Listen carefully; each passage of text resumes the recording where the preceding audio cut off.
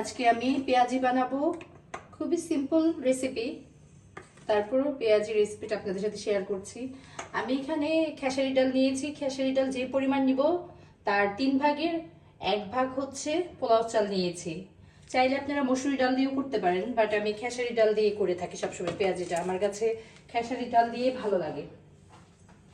একে একে আমি এখন গুঁড়া মশলাগুলো দিয়ে দিব।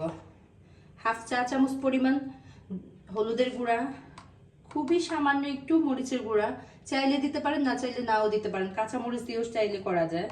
1/2 চা চামচ পরিমাণ ধনিয়ার গুঁড়া, 1/2 চা চামচ পরিমাণ জিরার গুঁড়া, আর স্বাদ মতো লবণ। শুকনো মশলাগুলো দেওয়া হয়ে গেছে। এখন আমি এখানে পেঁয়াজ নিয়েছি। পেঁয়াজিতে সাধারণত একটু পেঁয়াজের পরিমাণটা বেশি হলে ভালো হয়। যতখানি ডাল নেবেন তার চেষ্টা করবেন 1.5 গুণ বা 2 গুণ পরিমাণে পেঁয়াজ দেওয়ার জন্য। এখানে আমি পেঁয়াজ কাটা নিয়েছি, ধনিয়া পাতা নিয়েছি, কাঁচামরিচ নিয়েছি, সবকিছু দিয়ে দিব।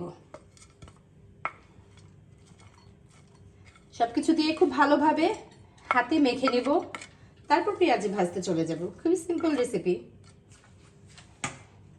এখন আমি হাত দিয়ে খুব ভালোভাবে একটু মেখে নেব।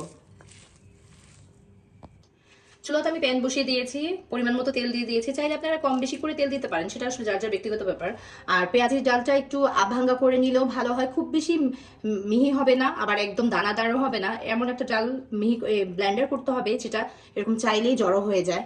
আর পেঁয়াজিগুলো একটু আঁকাবাঁকা হলে ভালো হয়।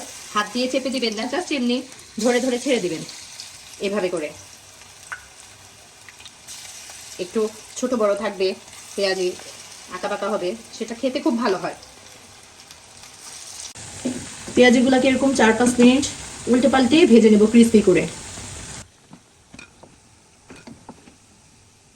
হয়ে গেল মজার এই পেঁয়াজি, রেডি হয়ে গেছে। হুটহাট করে আমার এরকম মাঝে মধ্যে এটা সেটা খেতে ইচ্ছে করে, তখনই আমি শর্টকাটে করে ফেলি।